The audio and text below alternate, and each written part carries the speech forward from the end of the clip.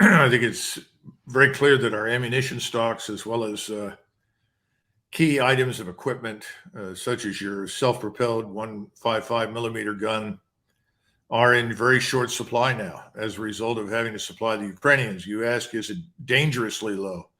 It's only dangerous if we are contemplating a confrontation with the Russians. That is out of the question in my view. And for that matter, if we were to go back to the Middle East and take on any number of opponents there, it would be equally ill-advised. So I would say it's not dangerous unless we are stupid and decide to intervene somewhere. Have we supplied the Ukrainian military from our surplus or from our substance? Both. But we have had to rely increasingly on the substantive American military capabilities. There's now talk about sending even more sophisticated missiles with greater ranges, which I find disturbing because the more we do this, the more likely we are to end up in a confrontation with the Russians, for which we're completely unprepared. But there's talk about that right now in the media. The last time we spoke, which was a day or two before Thanksgiving, we talked about whether or not there was any impetus on the part of the State Department or NATO diplomats to push President Zelensky and President Putin, to the extent they can push Putin anywhere, toward the negotiating table. In the interim, you sent me some videos, which are too horrific for us to show, which show Ukraine atrocities against captured Russian soldiers. So these are captured Russian soldiers who ought to have been protected by the Geneva Conventions. Obviously, they weren't. They were executed with bullets in the head. Why would this have happened? Why would there have been videos of it? Why would the videos of it have been displayed on Ukraine streaming sites? Well, Judge, you're right.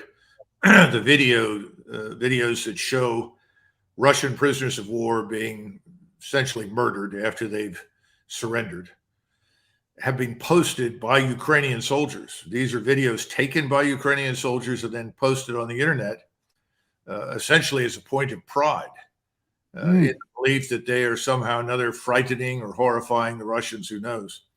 But I also think there's another sinister dimension to this. I think there's an interest in Ukraine, particularly in Kiev, to ensure that there can be no negotiated settlement between Ukraine and Russia. Not so much because of people in Kiev that might be willing to talk, but I think there's growing fear that Washington will ultimately abandon them. They know that Ukraine fatigue is not exclusive to Europe. Ukraine fatigue is certainly having an impact inside the United States. They can read the news. They know that the new Republican Congress may well turn out to be much less willing to support them than the previous one.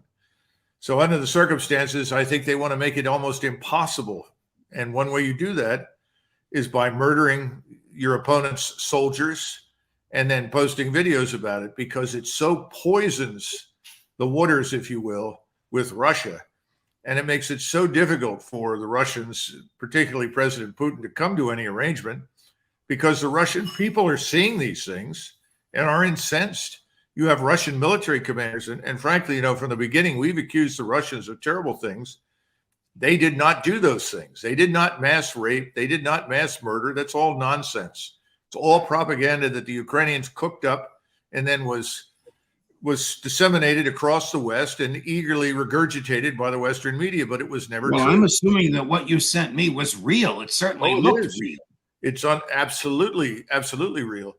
There was another video in the mix, though, that was kind of entertaining because it showed what appeared to be an attempt by the Ukrainians to orchestrate a fake Russian attack on civilians. I mean, and unfortunately, or fortunately, I guess for us, they showed the director of the operation, lights, cameras, and supporting people. And this is being done before by the Ukrainians as well. All right. Would the mass display of Ukraine war crimes and atrocities on captured defenseless Russian soldiers, boys, have been approved by the high command, or is this some rogue endeavor by the more hardcore of the Ukraine troops? Do you have an answer to that or an idea on that? If this was a one-off, and then suddenly the Ukrainian government directed that these videos be removed, and then made a statement that they're going to look into this to establish the facts, and if this is in fact true, they will take action. If that had happened, then one would conclude that these were rogue elements, but that has not happened. And so the only conclusion I can reach is that people in Kiev are saying, look, this will keep the war going. This will make it harder for the United States to abandon us because the Russians won't do business. And that's what they currently think is in their interest. I want to put on the screen a map of Ukraine, which you have seen. In fact, you were gracious enough to send it to us. Mm-hmm. So I'm going to let our viewers take a moment or so to look at it. The red starbursts represent areas where there's been the concentration of Russian missiles and artillery. The blue represent areas of blackouts where there's no electricity or water to speak of. In the sort of lower right of this portion of Ukraine, the striped area represents the area that has been under Russia's control for a while. So let me start going all the way west. Are you surprised that the Russians sent their missiles all the way west? Well, what is the next country over there west? Forgive my ignorance. Well, west from the map that you're looking at right now, where you see Lvov, just west of that 20 miles is the Polish border. Wow. Is it reckless for the Russians to send their missiles so close to the Polish border? Is that a lesson to NATO? No, it's not reckless at all. First of all, to understand what's happening now, this is very similar to what the United States did in Iraq, to what it did to the Serbs during the Balkan campaigns, the Kosovo Air campaign, very similar to what we did during World War II to Germany and Japan. We systematically identified the networks, the infrastructure for fuel storage, fuel distribution, and today power plants on a grand scale.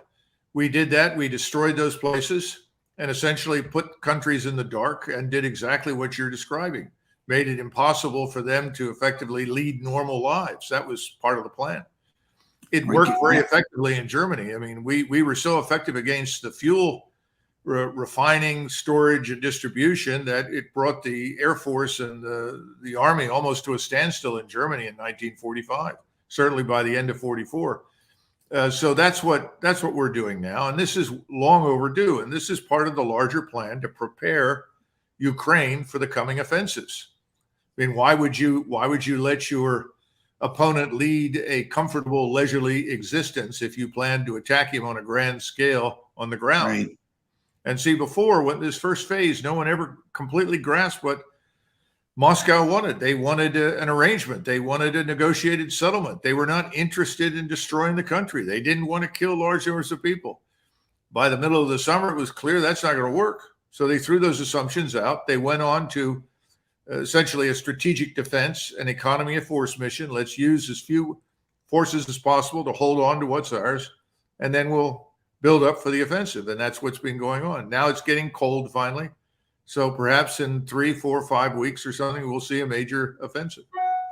Gary, can you put the map up again? Colonel, I want to ask you about the sort of lower right-hand portion, if you will, right, where you see the gray and black stripes. Now, as I understand the symbols on the map, that reflects the portions of Ukraine which are in which Russian-speaking people live and which the Russian government controls.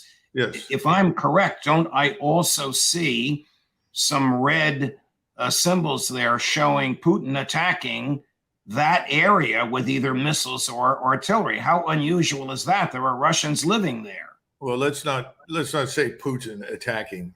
He's in Moscow, and Okay. these strikes are ordered by the high command of the Russian theater and General Surovikin. Okay, Strike so the generals in chief are attacking Yeah. where Russians live. Am I right? Well, first of all, understand something. Today we have this capability we call strike. Strike is different from what we imagine the standard use for artillery or rockets or missiles might be in the West. The only thing that separates one strike from another is time and space. And we have precision, which means that we could literally, if we saw something in your backyard where you live, Judge, and we thought it was threatening to us, we could target it and destroy everything in your backyard without necessarily harming you. Now, we demonstrated that capability during the Kosovo air campaign. Some of your viewers will remember that the Albanians in particular were shocked at our ability to attack Serb forces that stood next to or were positioned very close to Albanian homes, but they never damaged any Albanian homes. Well, the Russians can do the same thing. And so there was a decision to attack there, ostensibly because there was some connectivity to this power generation network, and they decided to remove it. Now, beyond that, I don't know the details, but it's eminently capable. They're eminently capable of doing this with great precision. That's why striking those targets that were near the border with Poland was not reckless, because they know they can hit them with absolute precision. Okay, Gary, put the map up again, please. So, Colonel, if the Russians can move with that much precision, then their strikes around Lviv and Kyiv, which we know destroyed residential areas, were done intentionally, that the destruction of homes and apartment buildings was not a byproduct, it was the goal. Is that fair to say?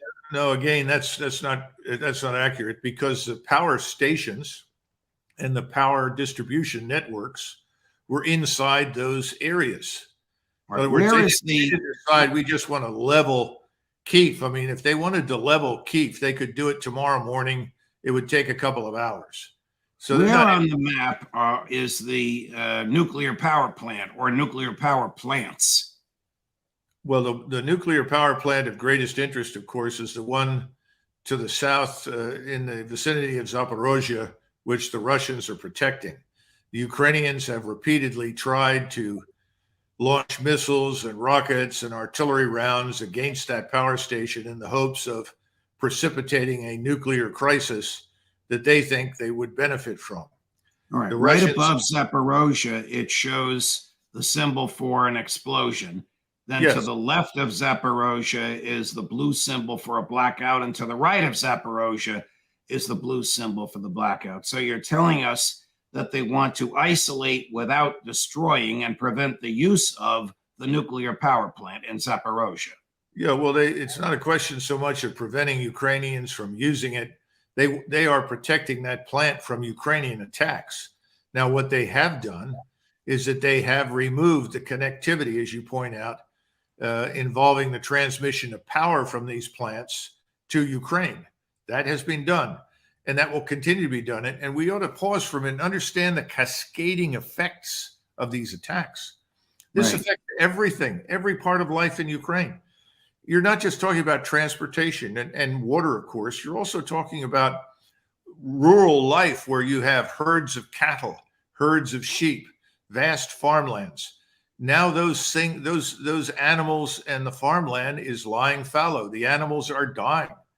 They're losing 20, 30% of their livestock, not because the Russians are killing them, but because they can't feed them. They can't move them. They can't sell them. They can't care for them. So the cascading effects are destroying completely the Ukrainian economy. So Ukraine's output is about non-existent now. So December 1st is 3 days from now. There's already snow on the ground in the northern parts of Ukraine. Where do you see this going in the next 4, 5, 6 weeks, say between now and the first of the year? Well, the experts on these matters, and I'm not one of them, that know something about the weather and about the terrain in Ukraine. I've seen some of Ukraine, but not all of it. And the Ukrainian black earth topsoil varies from 4 to 12 to 15 feet deep. It depends on where you are. That's why it's such a productive region. You have to freeze that, because if it's not thoroughly frozen, you sink like a rock, whether you're in a truck or you're in a tank. It doesn't make any difference. It's not frozen yet. It's only just now dropped below freezing on a permanent basis. Up till this point, we've had freezing at night, but during the daytime, it's gone back up into the 40s or even 50 degrees. It has to drop below freezing and stay that way for at least 2 weeks. So if it's now below freezing and it stays that way, you can do the math. You're looking for something happening no earlier than the 10th, probably no later than the 19th of December. And you're talking about concentrations of Russian troops all the way around the country. We've accounted now formally by these are the people that sit in front of your monitors that control satellites. And the intelligence community says that it's accounted for 540,000 Russian troops. Okay. Mm. And of that 540,000, we're talking about 5,000 armored fighting vehicles, of which at least 1,500 are tanks. Probably another 1,000 self-propelled artillery, the rest infantry fighting vehicles. 1,000 rockets, missiles, tactical ballistic missiles, your so-called drones, unmanned attack systems, 1,000 of those systems. That doesn't even begin to address the hundreds of fixed-wing aircraft, hundreds of helicopters. The helicopters will move troops, obviously. There will be some ground support, hundreds of fixed-wing aircraft operating as close air support, and also bombers now. We've begun to see the use of bombers, which is something we've done for years. They're now beginning to do it, and they all have precision munitions. Okay, so which you aim at. What you've just described must be understood and known by President Zelensky, by Ukrainian intelligence, by American intelligence, by the State Department, by the Pentagon, and by the White House. Yes. And what are they going to do about it?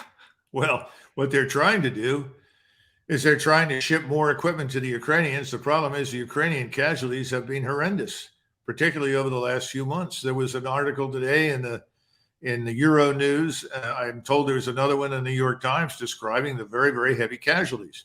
Of course, the big lie that is always told to accompany the bad news is, well, the Russians have taken heavy casualties too. Nonsense. The Russians have not.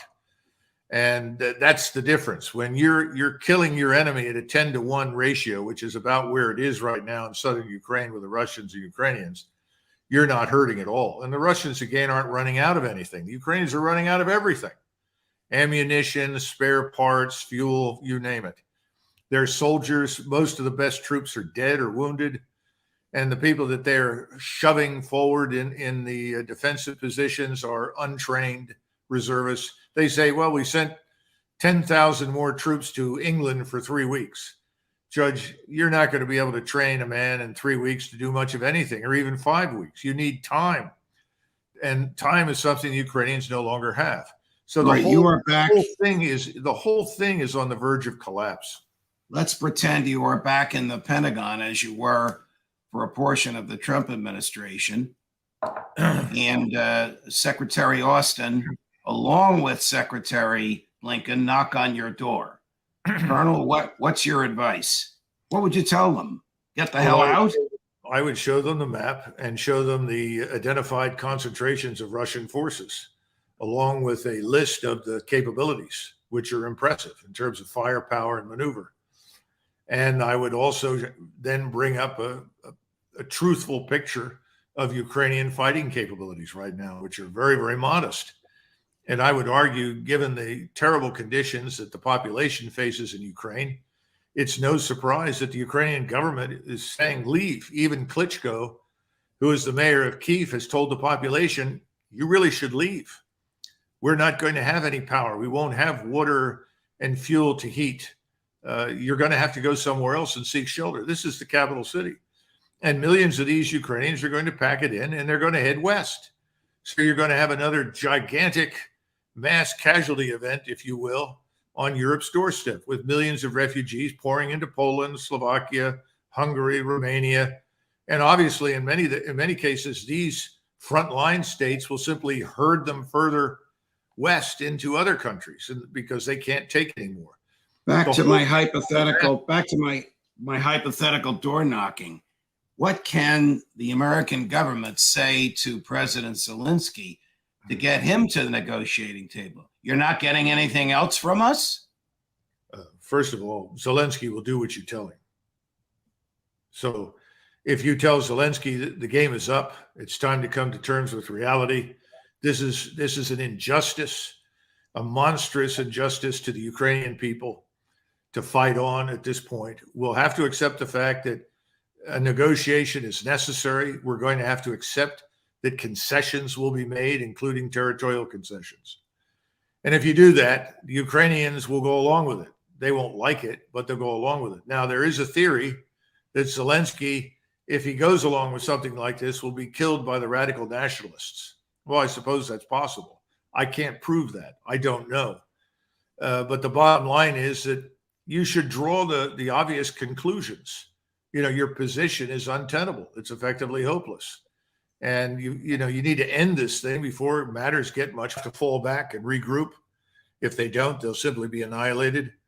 And that might not even work either. We'll talk about that later. But the bottom line is, yes, the situation is dire. And the more desperate things become, the more ridiculous, in some cases, the claims are made by the Ukrainians and the West. Do you have an opinion as to why General Stoltenberg would have said that? And if he would have said that without running it past his masters in Washington first? No, I'm sure that they asked him to say it. Everybody knows it. It's an open secret. We're in the same boat as our European allies, but I don't think anybody in Washington wanted to make that admission. So they simply said, Secretary Stoltenberg, please, emphasize this point. Again, it's a statement of desperation. Please, please, please send whatever you have. We're running out. That's not a good thing. General Milley, who was standing right next to Secretary Austin when he made the comments that we just ran a few minutes ago, you better be sitting down, Colonel, says Russia has lost. Take a listen. NATO and this coalition has never been stronger, and Russia is now a global pariah, and the world remains inspired by Ukrainian bravery and resilience. In short, Russia has lost. They've lost strategically, operationally, and tactically, and they are paying an enormous price on the battlefield. Your comments, Colonel. Well, I think he's gotten down Jake Sullivan's talking points very well. Unfortunately, none of them, equate to reality. Russia is hardly a pariah. If it were a pariah, its economy would be in ruins, and its economy is going gangbusters because everybody in the world is ready to do business with Russia except us and some of our European allies. And even there are lots of cracks in that system. Otherwise, I think whatever they tell you about the Russians, you should just turn around and apply it to the Ukrainians. They talk about no morale, no leadership, poorly trained, all this sort of business. Doesn't apply to the Russians right now. It applies to Ukrainians. It's very sad. It's a tragedy. And as you say, we've all seen this coming, but no one is willing to stand up, admit to it, and ask for talks with the Russians, sadly. Do you see some sort of a shift going on here? I mean, these comments by General Milley were so forceful. They were literally 180 degrees from what he said 6 months ago before they slapped him on the wrist. I mean, what does he gain by saying this? I can't imagine that any serious professionals like you, or even the people, the other generals and colonels that work for him, would take seriously what he just said. And yet he said it before an international audience, and it was broadcast all over the world. That clip we just gave you was broadcast all over the world yesterday. Well, let's be frank, Judge. This entire administration has lost a great deal of credibility in a whole range of areas over the last several months.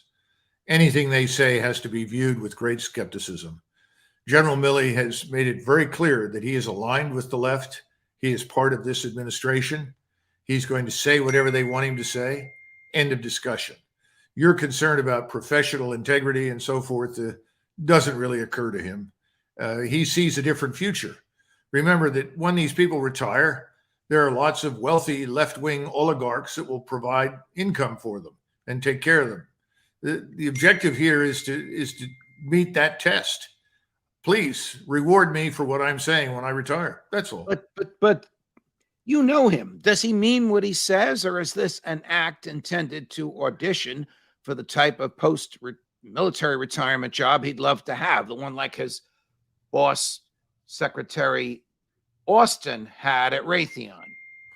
Well, I'd say it's the second, not the first. He's very definitely interested in the income.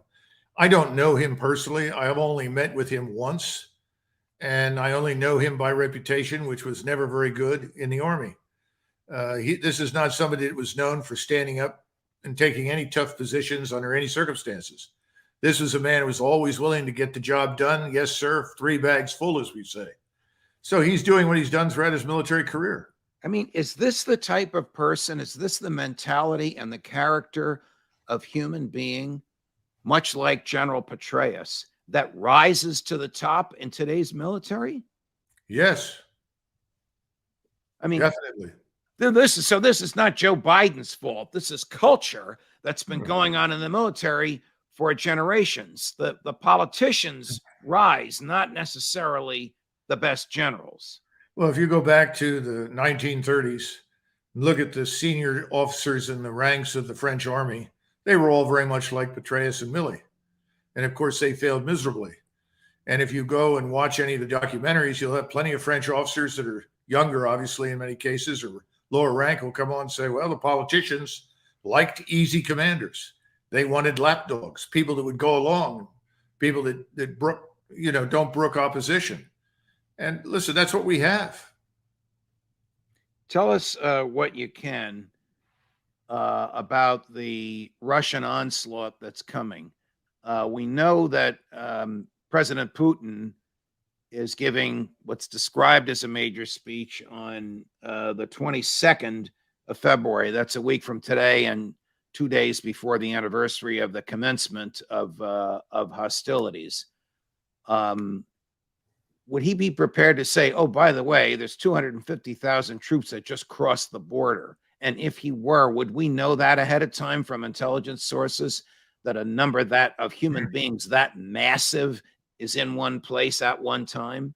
Well, Judge, I thought it was the 21st. Correct me if I'm wrong. Oh, I'm honestly going by a writer. We get hundreds and hundreds, sometimes thousands of messages per episode when you're on, and I'm going by what the writer has said. Sure. So well, I think it's the 21st. What is happening right now is that we're seeing advances designed to effectively secure the axes of advance for the mobilized force that is being marshaled in the South. Now, what's the mobilized force? Well, we're looking at 250,000 right now of the Russian combat troops. Some of them are south and a little east of Zaporozhye when you look at the map. Others are just behind Bakhmut, which they are waiting for the Wagner military group to clean up. And then the other group is over near Liman, which is just east of Kharkov. And there, remember, we talked about 3 major concentrations, one in Western Russia, one down in the south, and one up in Belarus. The one in Belarus is sitting quietly, but is prepared, whatever comes. But these forces are going to move on at least 2, maybe 3 axes, but they're not going to move until it's completely clear. And if we look at the strikes that are going in right now, air, missile, rocket, artillery, they're stripping out all of the air defense radars and all the air defense artillery that's out there. So they want to be sure that they have a clear open field for their close air support, for their drones, for their rockets, for their missiles. Sometime in the next few days, we're going to see this gargantuan move north and west out of those 3 areas. Let me just interrupt you. Gargantuan meaning with respect to the number of boots on the ground. Yes. Do troops literally walk miles on the ground? Or no, are they almost everyone. No. Almost everyone will ride. Most of your infantry will be armored infantry, following behind armor, artillery strikes, and so forth. So no, people are not walking at all. Now, you've seen elite light infantry from the Russian side confront Ukrainians in places like Bakhmut, Ugledar, elsewhere. You're now going to see the thing change with the armored force moving forward because the terrain favors fields of fire, and the kind of rolling open terrain that is good for armor. And this is perfect for the Russian way of warfare. That's what we're going to see. But it's going to be an incremental rollout. Remember, the majority of the forces the Russians are now moving forward are not bloodied. These are not people with lots of combat experience. On the contrary, many of them are fresh recruits or reservists that haven't seen much, but they are under the command of experienced combat officers. That's what counts. And thus far, they have been moved up to the line, exposed, brought back repeatedly, shifted back and forth. They've practiced their maneuvers. They're ready to go. So once these last remaining strong points on the edge of the Donbass are gone, then we'll see them move. And their goal is everything east of the Dnieper River. In other words, everything from the Russian border to Kyiv. Right. I want to make you laugh a little because we're talking about very serious stuff. So my former colleague, because he did work at Fox for a while, and then ABC, and then CNN, and now News Nation, Chris Cuomo is over in Ukraine, and I did what I thought was an excellent report, interviewing young Ukrainian either recruits or conscripts. Colonel, when I say young, I'm talking about 16 or 17 years old. In his report, he showed them doing serious military drills, and then he interviews one of them who speaks English, who tells him at his age, he has been to the front lines, he has seen blood and death, he's not afraid of it himself. Is there some age, I should know this, either internationally or legally in Ukraine, below which human beings cannot be put into battle? Well, there should be, but there won't be, because it depends on how desperate the state is to survive. Right now, the Ukrainian state is desperate to survive. So they're going to reach down very, very low. But there are a couple of things here, Judge, that should be mentioned. Just because some of these kids may be 15, 16, 17, doesn't mean they can't be effective. In fact, there's a lot of history that suggests that they can be very lethal. We talk about our landings in Normandy, and when we faced the 2nd Waffen-SS Panzer Corps, we were complaining about all these veteran soldiers. In reality, more than 85% of the soldiers were under the age of 19. And they fought ferociously, and they inflicted 3 casualties for every one that they took. These are German soldiers or American?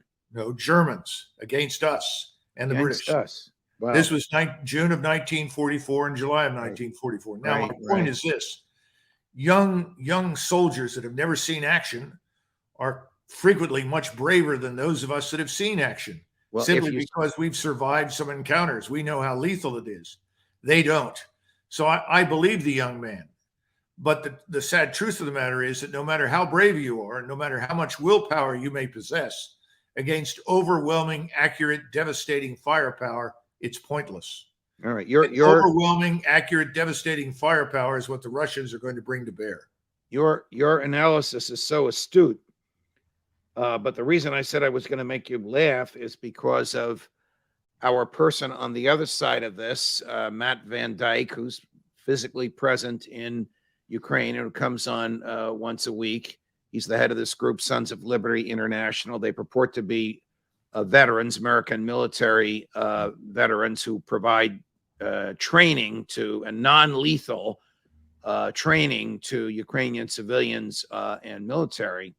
When I asked him about the morality of conscripting young people, he basically said it's a day in the park for them. And I got angry when he said that because I didn't believe it. But I want you to watch this clip, and then I look forward to your response. How could someone refer to a draftee in the Ukraine military as having the time of his life? That's just death and blood and gore. Believe me, it's not a summer resort. Believe me, in most cases, that is not the opinion of most conscripts. But the one conscript that I know, it gave him purpose. It gave him camaraderie. He was actually pleased that he was serving his country. Colonel, this is worse than propaganda. This is utter bullshit. Well, in defense of Mr. Van Dyke, he said this is the one conscript that he'd spoken to. So let's be a little understanding. He spoke to one. that may well have been the attitude of one conscript. But Right. frankly, towards the end of the Second World War, all of the European nations that were engaged in the fighting were running out of manpower. There wasn't much enthusiasm in the last 6 months of the war to go out and be killed after just a minimum training and equipping. So I have trouble with that. The other thing is that I know that the SBU, the NKVD equivalent on the Ukrainian side, is rounding up and sending deserters back to the front, and they've got lots and lots of deserters. Many of them are very young, and they have executed some of them as an object lesson. So I think things are much worse on the Ukrainian side than obviously Van Dyke is willing to admit, and many others will. Let's switch gears to the balloon. The balloon that captured in the American imagination and people staring in the sky for hours 2 weekends ago. Mm-hmm. A person you and I know of, Gordon Chang, from time to time on Fox News, holds himself out as an expert on China, argues that the balloon flew over Malmstein Air Force Base, where approximately a third of America's land-based intercontinental ballistic missiles are stored. Then it flew near both the Warren and Minot Air Force bases, which house the remainder of America's Minuteman wings. Then it passed close to Whiteman Air Force Base, home to the nuclear-capable B-2 bomber, and then Offutt Air Force Base, headquarters of the Strategic Air Command. Quote, "This path suggests China is gathering intelligence for either a first or second strike on America's nukes," close quote. Should we believe this stuff? The short answer is no. First of all, you don't steer balloons. I'm sorry, but it's very difficult. Once you launch the thing into the atmosphere, the predominant winds have a bad habit of moving it wherever it wants to go. Secondly, I talked to someone at the U.S. Weather Service, and they told me that the path taken by it was roughly equivalent to where the jet stream goes across North America. That it went over those areas is probably not necessarily deliberate. It simply worked out that way. And again, assuming this thing was collecting intelligence, I have great doubts about that. I'm prepared to believe in many things, but I don't think it can collect much. They have 300 satellites, 100 of which are military. There's no shortage of opportunity for the Chinese to find out anything they want without relying on something like a balloon. And then we haven't even talked about something mentioned in USA Today, which is about the thousands of Chinese in our university and corporate laboratories, the thousands of Chinese who come here illegally to the southern border. We've had 5 million illegals enter the country since President Biden took over. All of that is infinitely more important. So no, I don't think so. And I think he's discarding the reality that the Chinese were the first to adopt a no first use. And they mean it. And if you look at the structure of their nuclear arsenal, they are not postured to deliver a decisive first strike. They're postured to deliver a certain second strike. General Stoltenberg said that he thought the balloon was a joint Russia-Chinese operation. Do you know, or have you heard any evidence of that other than Stoltenberg's opinion? No. I think anything that you hear at this point about these balloons is, you should be skeptical. And that is probably the funniest one I've heard yet. You know, let's spread the blame for the evil balloon around and insist the Russians had a hand in it. Again, the Russians have more satellites than the Chinese. It's just crazy nonsense. Okay. The destruction of the Nord Stream pipeline, when it happened, President Biden, Secretary of State Blinken, Deputy Secretary of State, I'm not certain of her title, Victoria Nuland, we know who she is, we know what she's done in the past, all said the Russians did it. President Putin truthfully said, "What are you, crazy? Why would we do that to our own industry? The Americans did it." Cy Hirsch, he of Watergate, CIA spying, domestic spying, My Lai massacre, Pulitzer Prize fame, probably the best, all right, Bob Woodward, don't get mad at me, the best investigative reporter in the United States, comes up with a lengthy piece with 3 sources, that's his reputation for every allegation in there, demonstrating President Biden ordered explosives put down there in June and the explosives detonated in September. He had the explosives put there by Navy SEALs, military, planned by CIA intelligence, triggered by CIA intelligence, so he can claim it was intelligence and not military. Have you ever heard of an American president using intelligence and military resources to attack an ally, Germany? That's a good question. I have not heard of that. It's the first time that we've done that, I guess, and that's very unfortunate because Germany didn't deserve it. I'm not sure it should have happened one way or the other. It was effectively an act of war, in my judgment, under international law. Yes, Colonel, it might have been a war crime because they attacked a non-military target for a non-military purpose. Well, that's true. We haven't been very good historically in tracking those things and holding anybody accountable for them, but I'm sure you're probably right. The bottom line is Cy Hirsch is many things, but he's an honest man. He makes honest mistakes like we all do from time to time. But I think his track record is excellent. And this particular incident, everything he describes is plausible. Because if you'd have moved this through Special Operations Command, it would have been very difficult to keep this concealed from Congress. Not that Congress has stood up lately and made any difference, but nevertheless, that's true. So he went, apparently CIA, Department of the Navy. That certainly makes sense to me. I just regret the whole thing. I think it was totally unnecessary. It makes it harder to end the conflict. And again, whenever you make the decision, as we have, to precipitate this war, and people need to understand that long before this thing began with Russians intervening in Ukraine, 14,000 people were killed since 2014 in those 2 Russian autonomous republics. And that was one of the points that Putin wanted to put an end to, the violence against Russian citizens living in Ukraine. Long before that happened, we refused to honor anything that the Russians wanted, said, or thought, or did. We treated it all with complete contempt. This particular action makes it much, much harder to end the war. When you go into something like this, you should always think about, how do I end it? How do we put an end to this?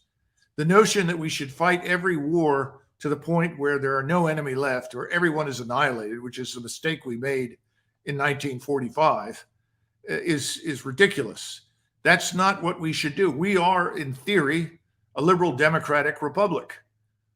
That should be the least of our aims, but it seems that way. And if you're sitting in Moscow right now, you say to yourself, well, we can't depend on anything anybody says. We have to prepare for a long war. So the order comes down. We may have to fight for 30 months before this is over, because we're not simply dealing with Ukraine and Ukrainian forces. We're up against the United States and NATO. And of course, if they're looking at 30 months, how long can that drag on before some serious mistake is made and we